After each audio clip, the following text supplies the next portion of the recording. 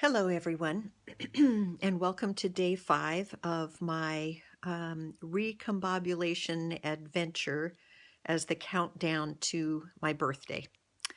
I had the opportunity today to go on a brief adventure with one of my dear friends in her little mini camper motorhome. It's not big, but it's not the smallest. This little mini camper called Rita. And we didn't go far. We just went, I happened to live in this gorgeous place, and we went maybe 5 minutes away to this amazing place called Fort Worden and backed Rita up, even though it is a rainy, wet day here. I don't know if you can see out. It's rainy and gray.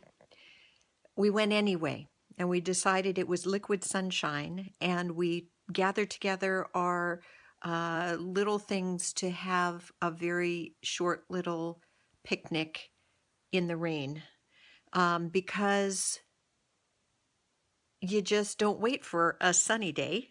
Anybody can do that. We decided to go even though it was rainy and drizzly. And as much as it might have been nice to head over to the airport and take off for Hawaii, we got a mini taste of that by just seizing the moment, going in Rita, having a sweet little picnic inside with her window backed up to looking at the water that you couldn't see very well because it's kind of misty and rainy out today.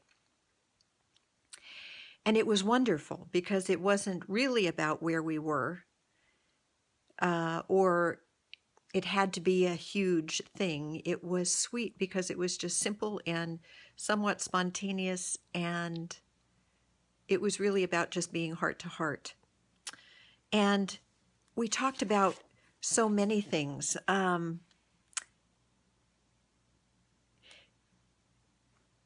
There is one of the things that we talked about is the way that as you age, we both acknowledge that we reflect back on being with people who are much younger than us, whether our own kids or other friends or other people we know. And in a way that as I age, it becomes more that questioning of what is my worth? What do I possibly have to share that will be of value? Because both my friend and I were commenting on how bright this younger generation is, and boy, do we need them to be bright in light of everything that's happening in our world. But what it was causing us to do, in some way, we noticed it was discounting our own worth. And even though we know deep down, in that deep down place, that that's not true, we notice that haze of not enoughness that still is kind of flying under the radar of who we were taught to believe we are. And how at this point we feel that the contribution we can make to others is by daring to live more out loud. We were commenting on, I find that the older I get, the less I edit myself. That even though I'm shy and more of an introvert who's learned how to be an extrovert when I need to be, I still am very shy. And yet as I age, especially because I feel like I'm finding the value in listening more deeply to what's being said beyond words or beneath the words, that I tend to speak what others are thinking but not saying, or I tend to ask for forgiveness rather than permission, and always my intention is to be kind. However, I know that that dash between our first breath and our last exhale is way too brief not to speak up. And so, in a sense, I'm saying more now than I ever have before, or daring to take the risk of saying it wrong or having it be messy or feeling embarrassed, because I don't want to be left with regrets. Um,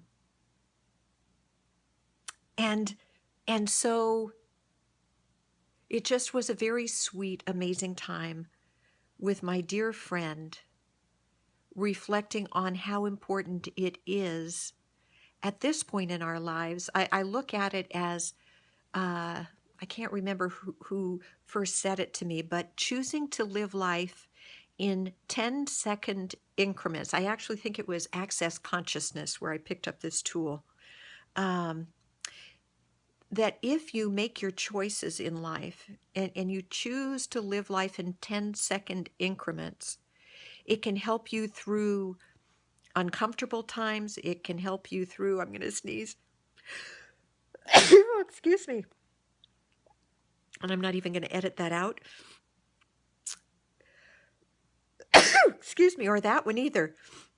It helps you through uncomfortable times, as well as helps you live fully in amazement, in awe, letting it be awesome, really celebrating some awe. That if you can choose in 10-second increments, then even when you're in pain, it's short-lived. It's short-lived. It's short-lived. And somehow by just allowing the pain or the joy and not stuffing it down or dwelling upon it or pushing it forward, but just acknowledging it and allowing it and loving it, that it allows the pain to move through more quickly and makes room, at least in my experience, for far more awesomeness. So I am deeply grateful, and what I want to share in my recombobulation is the importance of living with more awe by choosing in 10-second increments, by daring to do, it doesn't even have to be big things, it can be very little conscious things that allow me to experience the essence of joy. So thanks for coming along with me today on this part of my countdown, on this part of my recombobulation, which I think is just leading to more and more consciousness and more joy and more daring. So thanks for being curious with me.